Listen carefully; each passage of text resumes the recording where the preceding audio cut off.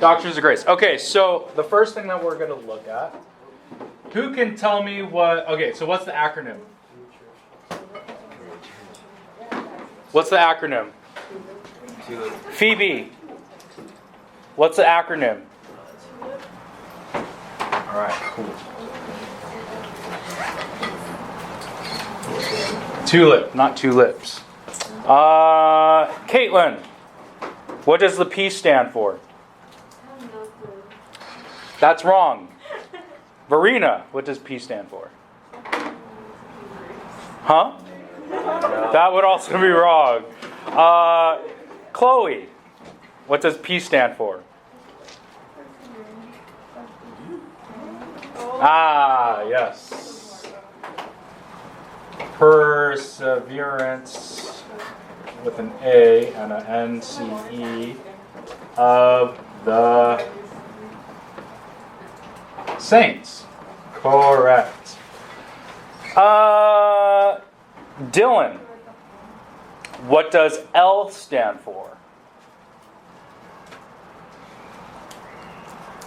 Don't tell me your knowledge is that limited.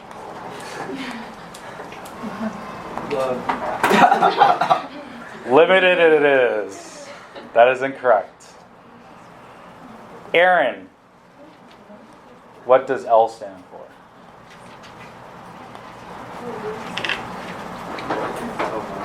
You don't know? Okay. The answer is quite limited, so you should. It's not too hard. Oh, did you get it? Oh! What is it? What is it? Limited atonement. See, it sounded like a ridicule, but it actually wasn't. Limited atonement. All right. Let's see. Ian, what does I stand for? That's like the one I don't know out of all of them. I didn't sign the... Can I have the tennis sheet? I didn't sign Oh, yes. Yes, you may. Is it in Oh, passed over you. So this is the reprobate John, table. is it like infallible something? Huh? Is it infallible something? Nope. Okay. That's like the one that I don't know. I, ers. What does I stand for? Irresistible race?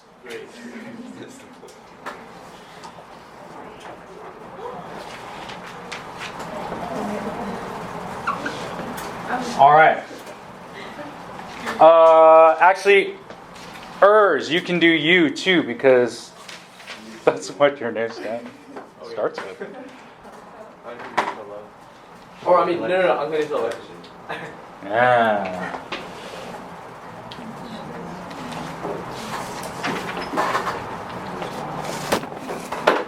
All right. All right, the last one. Oh, thank you. The last one I am going to pick on Lucy. Yes, correct.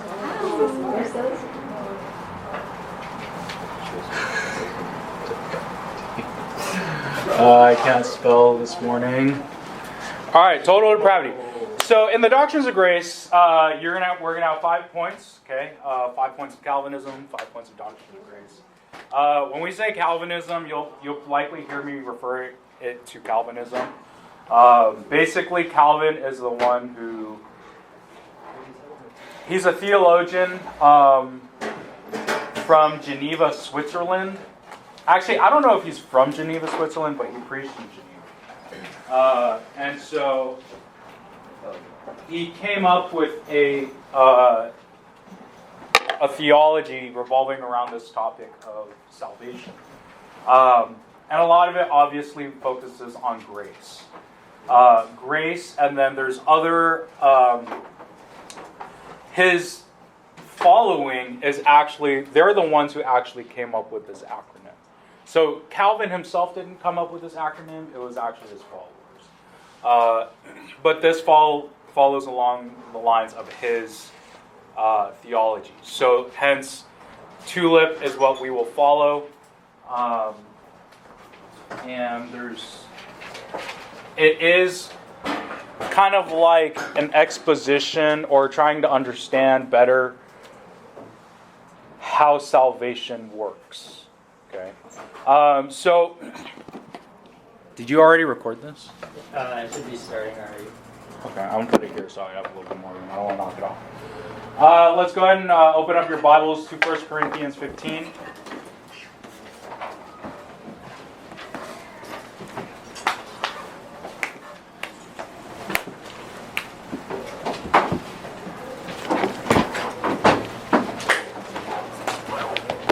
Daniel Pooh. Yes. Do you remember 1 Corinthians 15 from last week?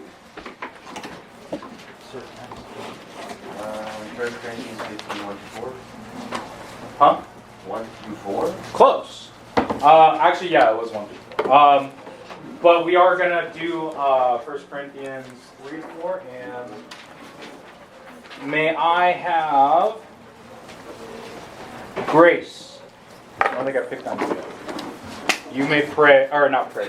You may read 1 Corinthians 15. Just do 1 through 4. That's fine. 1 through 4? Yeah, the first verse may not really apply, but whatever. Now I would remind you, brothers, of the gospel I preached to you, which you received, in which you stand, and by which you are being saved, if you hold fast to the word I preached to you, unless you believed in vain. For I delivered to you as of first importance what I also received, that Christ died for our sins in accordance with the Scriptures, that he was buried, that he was raised on the third day in accordance with the Scriptures. All right, 1 Corinthians 15, and I just want us to look specifically at 3, where, actually let me start with this. When you, last week when I went through 1 Corinthians 15, 1 to 4, I think, why was this passage so important to us last week?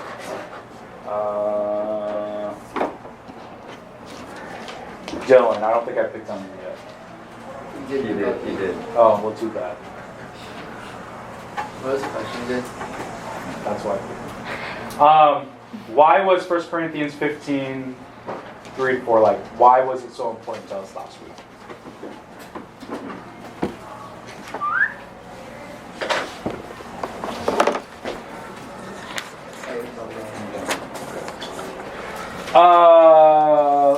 Let's just start at the top of this. Phoebe. Because Jesus died and was buried and was raised for our sins. Yes, there is one aspect that I'm looking for more in particular. I didn't write Caitlin. it. Yes. That is an incorrect answer. You should move on to Rita. Okay, Verena. You've been voluntold. Chloe, you're next. I don't know. Is it because it's like the most basic foundation of like telling the gospel? It kind of hits on all topics, which is the topics that you said. But there's something else that I was looking at in verse 3.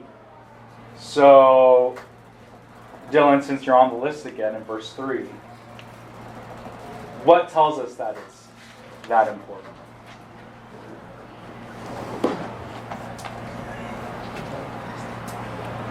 What tells us that It's that important. he died and he rose on the day.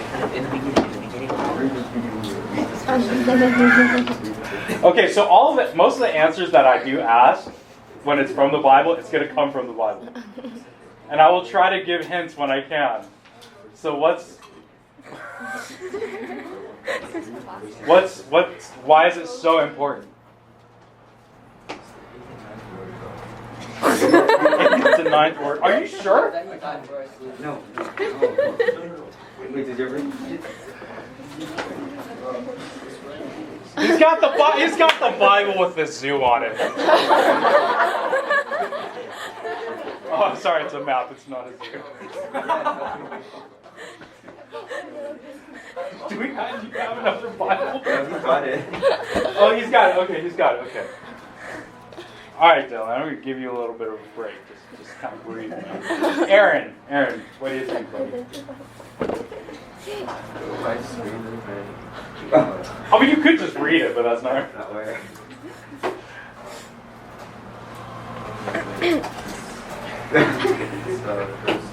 Yes. Yeah. Perfect. All right. Perfect. Thank you. No, that. See, remember, like, if I ask questions, I'm going to try to give hints when I can. It's of first importance. But why is it of first importance? Because it's really the first message that should impact us as believers. It's the first message that we hear that leads to salvation. It doesn't mean it gives us salvation, but it's the message that contains that salvation, or the aspects of salvation, right? So, the reason why I say 1 Corinthians 15:3 for today is because, 1 Corinthians 3-4 is like the entire message that is of first importance that was given to the Corinthians by Paul, and that's why he says this is the first point, right? But pertaining to our lesson today, I'm primarily going to look at this one aspect, which is sins. The reason why we have to look at this first is because Jesus has to die for something. In the beginning, Genesis 3, where did I leave off? Ian, what does Genesis 3 talk about? Actually, chapter 2, not 3. The fall of man. Correct, the fall of man. Now, the fall of man is pivotal to Christianity. You do have to understand it. Why do you have to understand it? Because it creates the need for Christ. If man never fell, we would never have a need for Christ. And so, in the Bible, as a whole, everything points towards Jesus' death and resurrection. So, the first thing about salvation is that you have to understand that you're a sinner. An alcoholic doesn't start the road to recovery until they actually admit what? That they're alcoholics. That they have a problem. You don't go to well, some of you go to the doctor yearly, but some of us don't go to the doctor for years unless what happens? Someone say it. You guys know it's logical. Unless you get sick, right? I mean, ideally, you should go to the doctor every year. I haven't been to the doctor in 20 years. But I will go to the doctor if something's very wrong. Actually, I have an appointment scheduled, so I'm finally going to do it. And then he's going to tell me how jacked up I am. But I already know that. So, you don't go to the doctor. Well, you go to the doctor if you know that you're sick. Same thing with sin. You don't find a solution if you don't know you're sick. Okay? So, if sin is the first thing in the gospel that you have to understand, that you have to realize, today we're going to be talking about total depravity, which is about your sin. So, Jesus came to die, but for what? He came to die for you as a sacrificial lamb for your sins. So, total depravity. Does anybody know what total depravity means? Let's go to Micah. Oh, sorry. I saw your hand, but I'm going by the list. Micah. We're so deep in sin that we can't save ourselves. That's pretty good.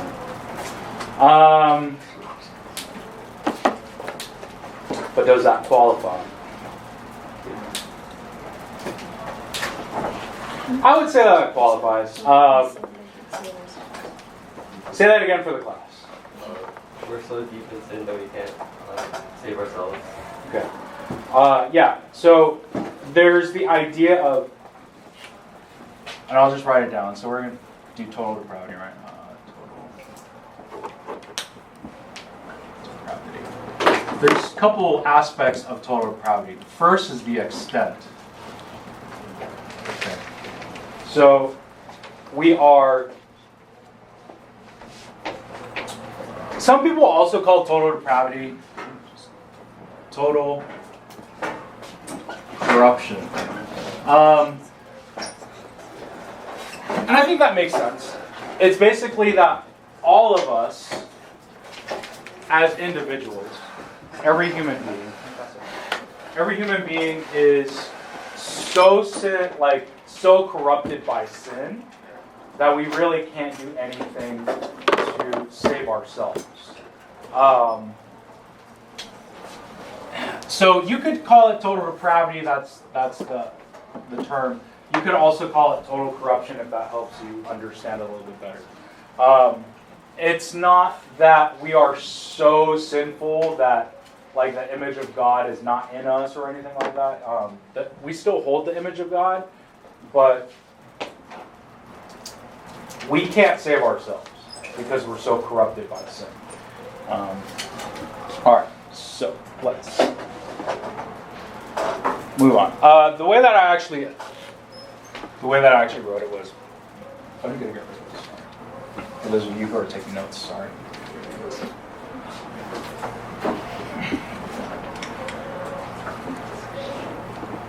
It is the idea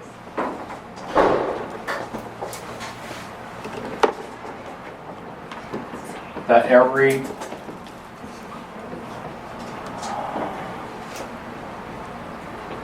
aspect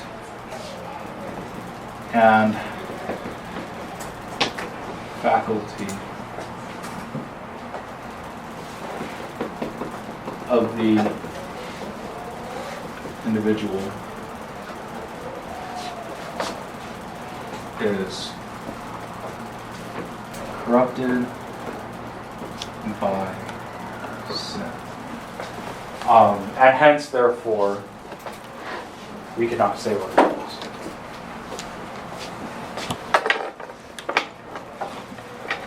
Now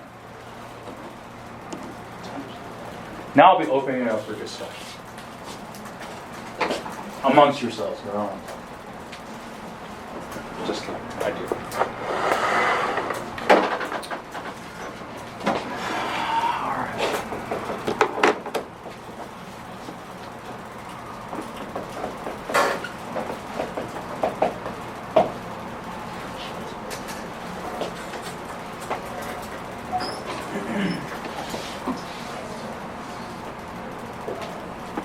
Terrible box.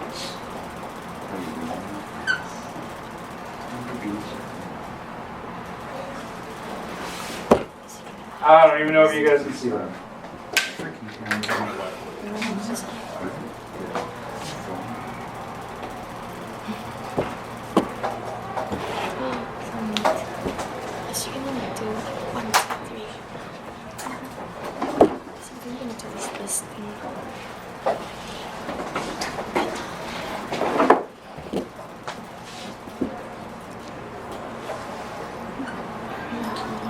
Alright.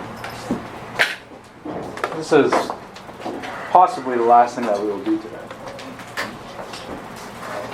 So let me explain this. I'm asking the question. Look at the board. I'm asking the question, which is more free? Who is more free? Able to sin, able to not sin, not able to sin, or not able to not sin. Dylan, you look like you're about to laugh. Is it hard for you? Admit it, it's hard for me. It's going to take some time to think about. I want you guys to take about 5-10 minutes to really think. Now, it will help you write it down in your notebook or in your notes. You write the diagram, you can write able to sin, fill in the blanks, whatever, able to not sin. Think through those things. So we're going to take 5 minutes, because I think 10 minutes might be too long for you guys, because you guys are so ridiculously smart. There's some sarcasm in that statement. I'm a terrible teacher. Why do they let me teach? All right, so I want you guys to think through this on your own. All right. I'm going to give you guys 5 minutes to kind of think through it. So there should be no talking. I just want you guys to think through. What are these possibilities? What does it mean? Do you not understand it? Then we're going to come together and I want us to discuss whether you have questions or not. Okay? Daniel, you have a question? Yes. Yes, you do. What do you mean by which is more free? Like which provides more freedom for See, you? that's why I want you to think about it for the first 5 minutes. Sorry. But you guys didn't think that you're going to have to think this morning, did you?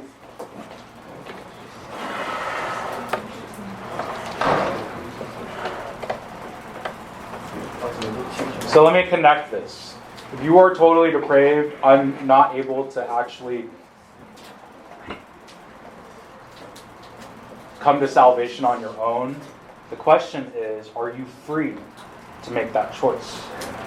Okay. That's how we lead up to this diagram. I should have explained that. Okay.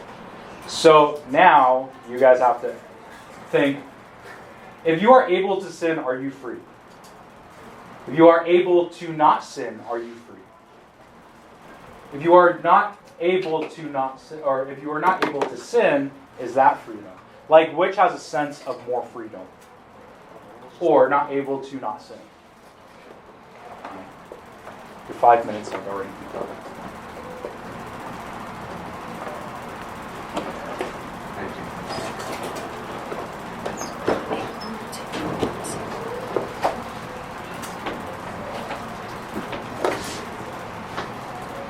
Do you need paper?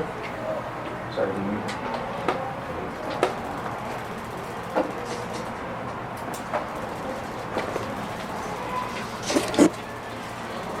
Ow. You're so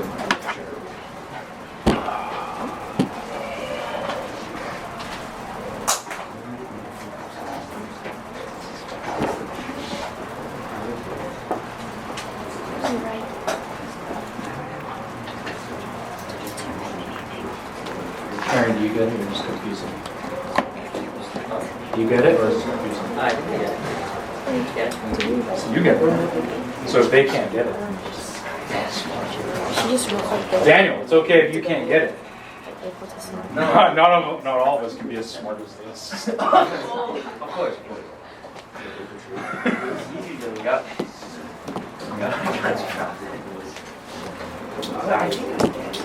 That's smart.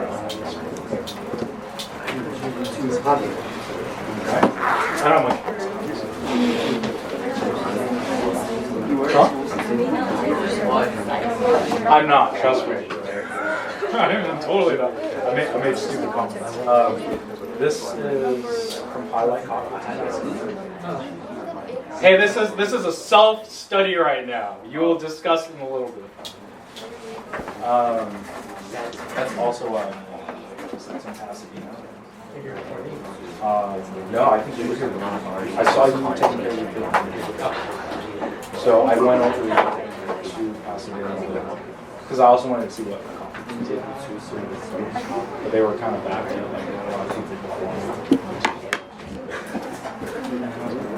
I'm over Ducky. I stalked his Instagram so many times. Like, if he has that app, it's not sure he will look his zip up. I'm literally screwed. I went there like 4 times. I wish it did. It's never helped me. The one time I did it, I showed the cop the military ID, and he goes like that. I was like, all right. This is a self-study unless you're the teachers that are not talking about anything related. It's so funny.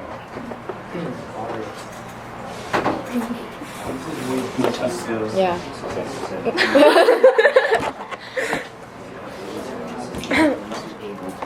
I think if the class remains this size, I will know everyone's names by the end of the year. Will you know my name? What's that? Do you even know my name? Yeah. I just said it like 5 minutes ago.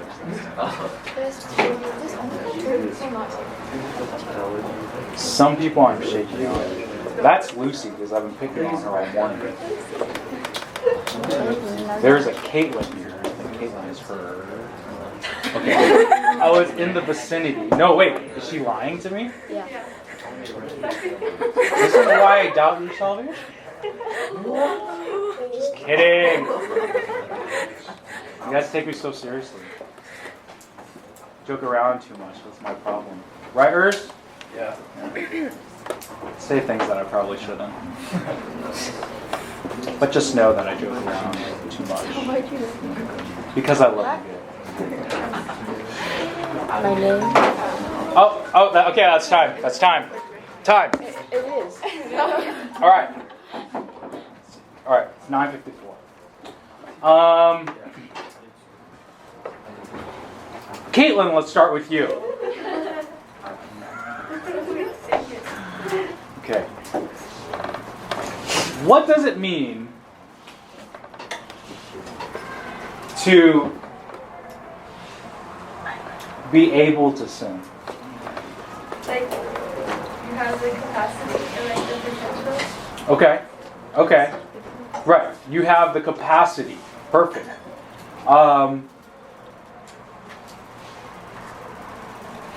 Do you think that's free? It depends on your definition of free, I guess. If you're saying free as in like free will, and like it depends on what you mean as free. Well, do you have a choice to sin or not? Yeah. No. Is a choice freedom? You should move on. No, you lied to me earlier. This is called retaliation. Just kidding. See, I don't get to do this at work. That's why I do it here. I'm just kidding.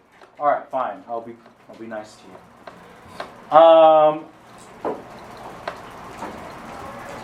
Phoebe. It's my dog's name too, but it's okay. I love my dog. She's named Phoebe after Friends. Phoebe from Friends. What does it mean to be able to not sin?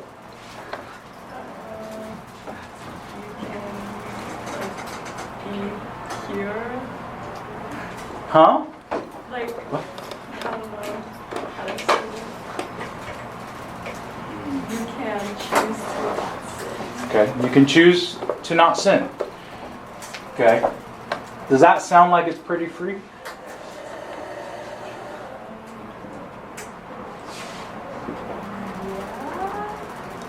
What sounds more free? Able to sin or able to not sin?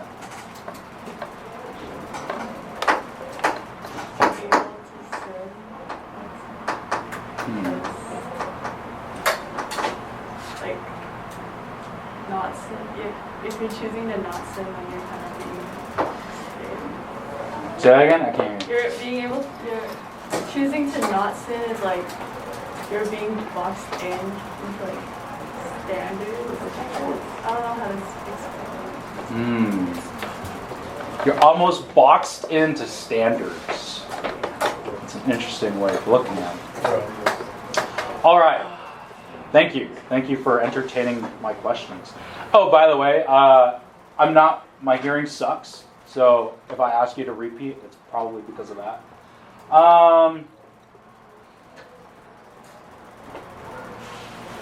UCLA Anderson. What's your name? Huh? Luke. Luke. I am your father. Explain to me able or not able to sin. Okay, easy, right? Does that sound pretty free?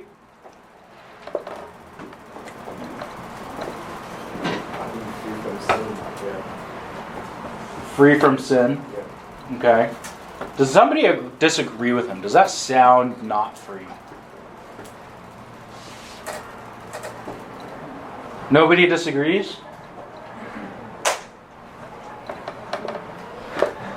Daniel looks like he disagrees. No. He's breathing heavily like he's got some grudge. Micah, You've been quiet all day.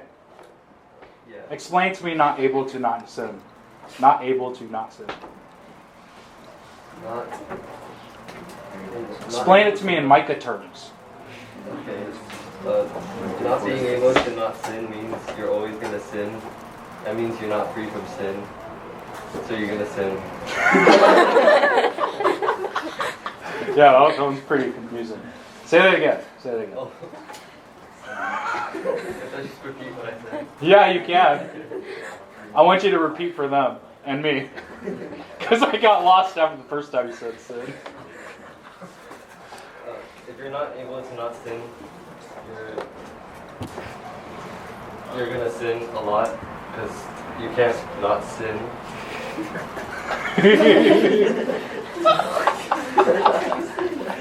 Does everyone get that? Yes. You all got that, right? Okay. Good job, Micah. All right. Oh my God.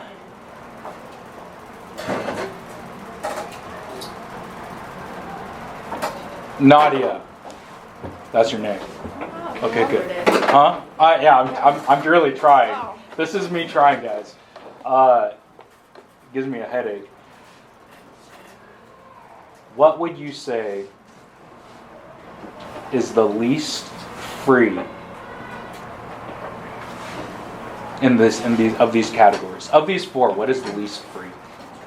And why? I want everyone to be listening. Because you might learn something. Because Nadia is very smart and she's wearing glasses. I think not able to sin is the least free because God was like, oh, you can get free will, so you can do whatever you want, basically, right? But like, not able to sin is like, no, like you're like confined. But So like, that's the least free. That's what I think. Yeah. Alright. I don't know. No, I mean, does that make sense to everybody? Right? Okay. I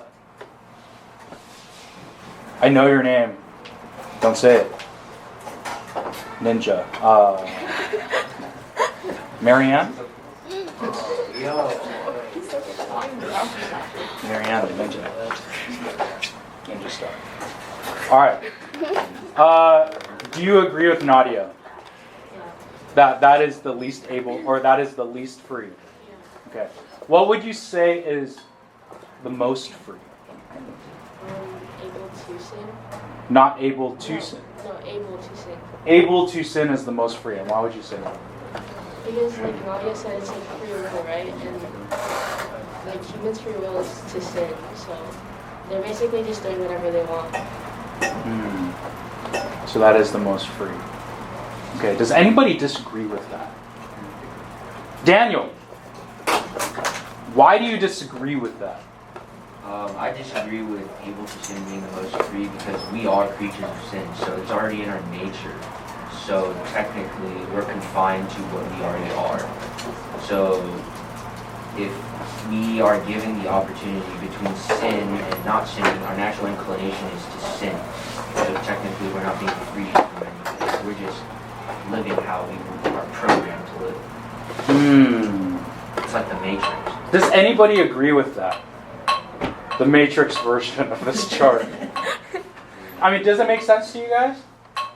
Okay. Now I'm going to pick on both of you guys at the same time. That made sense, right? Okay.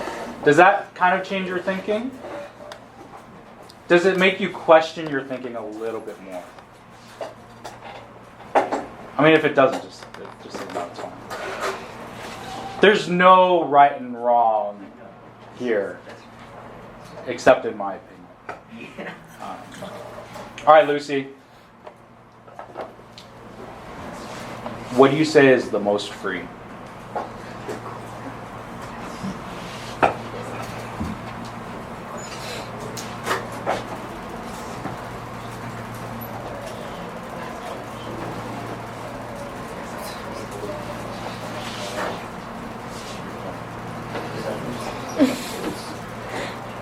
It's okay. Take some time to think about it. Claire, what do you think is most free?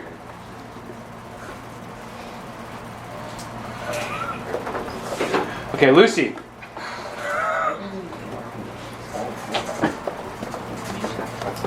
Able. Able what? Able. Like both categories of able? Or are you still not sure? Able. Able? Okay. Let's move to this side. I don't remember your name. Sorry. Tim? No, it's not Tim. What's your name again? Jason? All right. Who's the most free?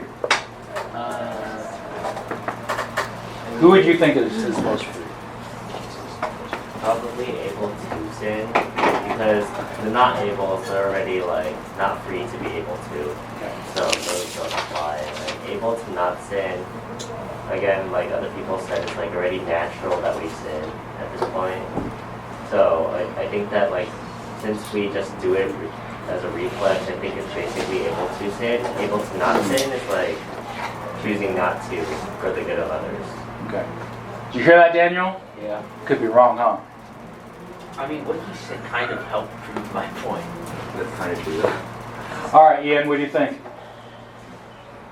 I feel like I kind of agree with him, but at the same time, I feel like does able to sin necessarily, does that imply that you don't sin? Like, you're able to sin, but isn't that already a given? Yeah, that's what I said. I mean, yeah, it's all kind of interrelated. Yeah. Aaron. Is it Aaron? Yes, it's Aaron. Aaron Chen. His name's Jason. Huh? His name's also Jason. No, it's not. Is it? Who's lying to me? What's his name?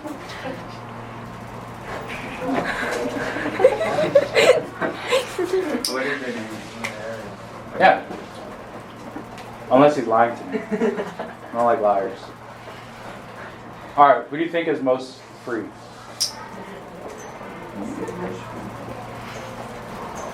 Free, able to not sin.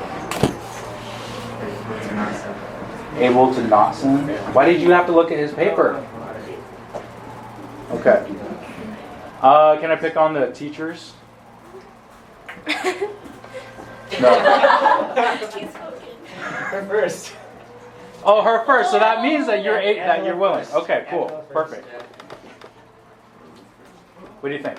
Who's most free? Because we're also looking at it from the context of total depravity, right? Mm-hmm. So the innate capacity is to sin. So for instance, if you're hungry and you want to eat, you can choose to eat. That's what your hunger drives you to do. But if you can choose not to eat and be okay, I think that gives you more freedom. So able to not sin. And an example. All right, Aaron. I need to define what free is first.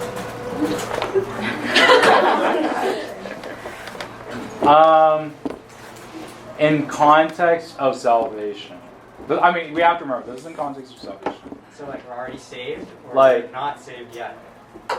Well, I would say this is not saved yet. This is just more, I mean, being saved is not really in the mix. It's just humanity as a whole. Like, who do you feel is more free? It depends it depends if you think sin is actually a freedom or not. Yeah. So what do you think? I think the answer that you want us to say is. Oh, hold on, time out. Your name's not Jason, it's William. So you lied to me. Thanks. I think the answer that you want us to say is that more free is, if we don't believe in the doctrine of total depravity, then it would be able to sin. But I think as a teacher, I would say that from God's standpoint, and from what I want in holiness, and to when we're in heaven, then the answer would be not able to sin.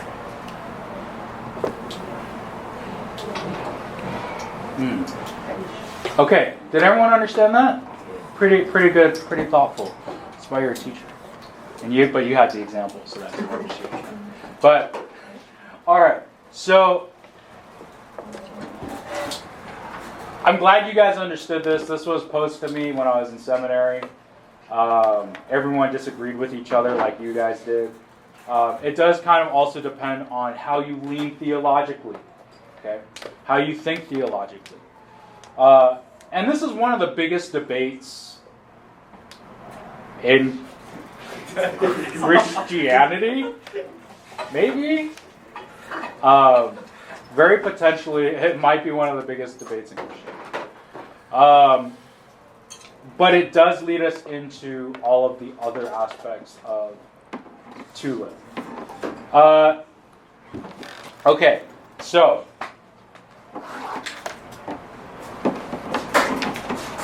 who would be considered in this category? Everyone. Yeah, it's everyone.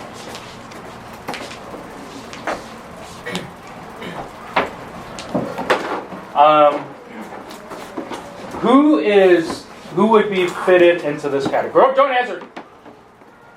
I'm supposed to pick on people. You know what? Uta, I just realized I never picked on you today. Why are you so lucky? Until now. Who would you say fits in this category? Not able to sin. God. Alright. Does everyone agree with that, or somebody disagree with that? Okay, because I don't disagree with it. Alright. Now, the second category, this is where, the second column, this is where things get a little bit tricky. This is actually where we are going towards. I don't want to get super nerdy on you, but I'm just going to get kind of nerdy on you.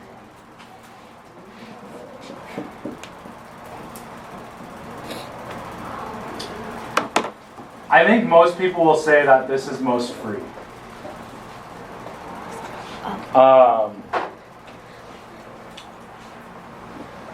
And I would say that people think freedom is directly related to choice. You're only free if you have a choice, right? If somebody came to my house and said that I had a choice, is he going to kill my roommate or my dog? Okay. Who would I choose? Is that even a choice? I'm not going to tell you who I choose, but is that a choice? Is that a choice? It's a choice, right? So, is there a degree of freedom? Yes, I would say my dog. No, you just get rid of the guy asking. No, but this is a hypothetical. All right, so,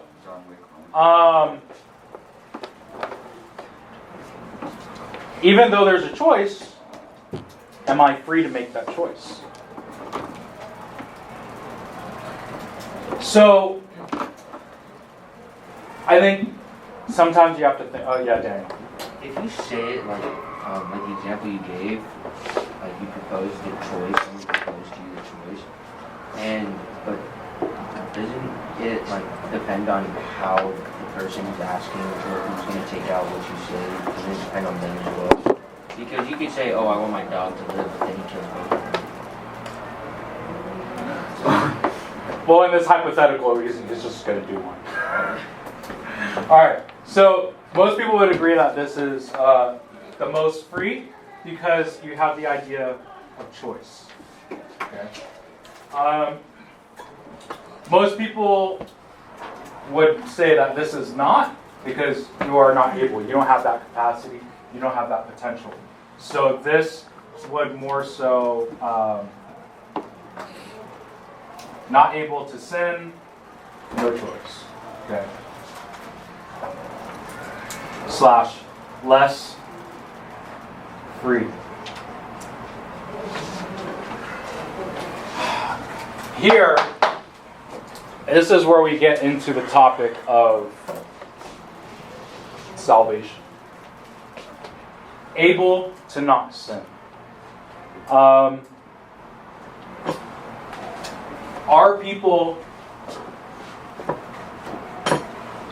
how do I phrase this? Do you know anybody who can do that?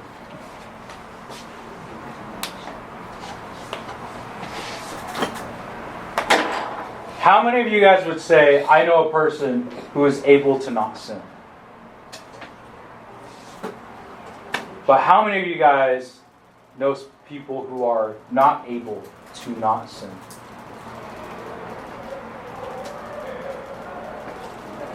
Wait, not able to not sin. Everyone. That's everyone.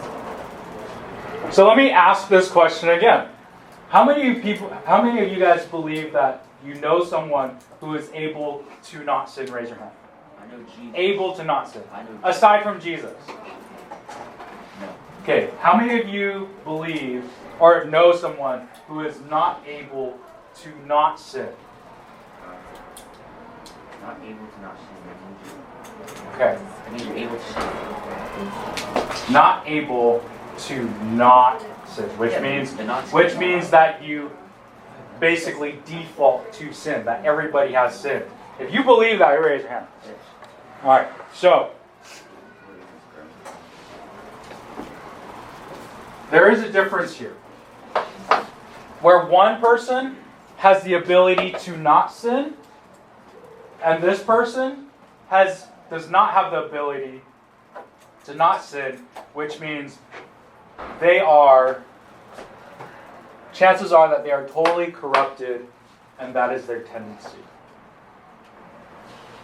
So when we look at it and we ask which is more free, a person who is so corrupted by sin will just do sin and will love their sin. And hence, if they love what they do, then aren't they free?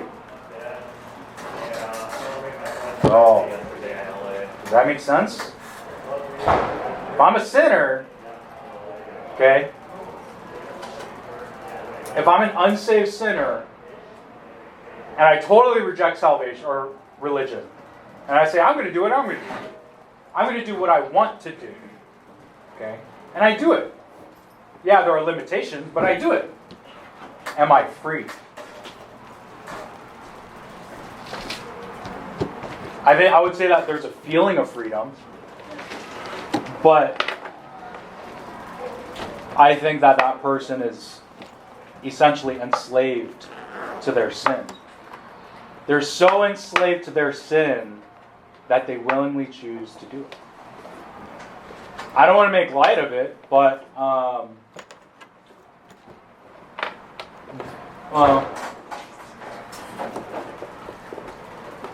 maybe I won't say that. Does that make sense? There are things where we can think about here that I really think that a lot of people apply to this aspect of this question.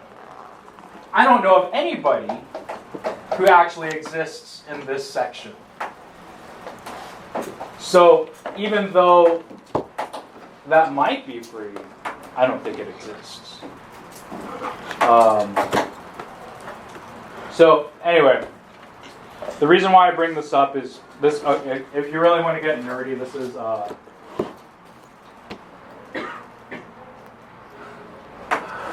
and this is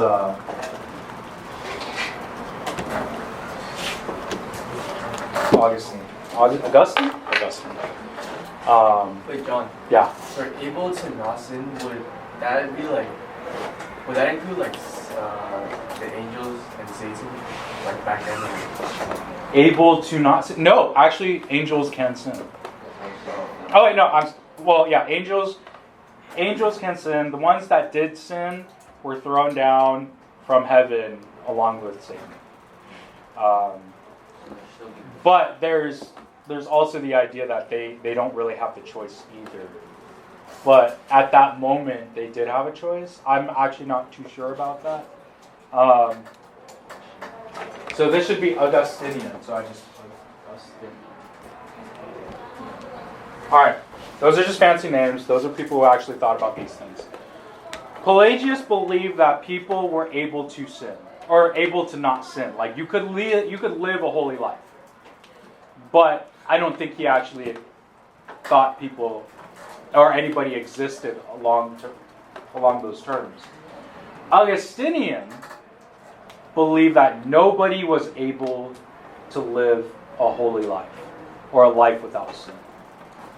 And this is where we get to salvation. If you read in the Bible, when you read in the Bible, do people actually have the choice to be a sinner or not a sinner? Are they is one really able to choose to sin? Or are they not able to choose to sin? So this is what we're going to be discovering more next week. Okay? Including and especially through the Bible. Alright, so the question is, what does the Bible say about it? Alright? So let me go ahead and close us in a word of prayer and then we'll split off. Alright?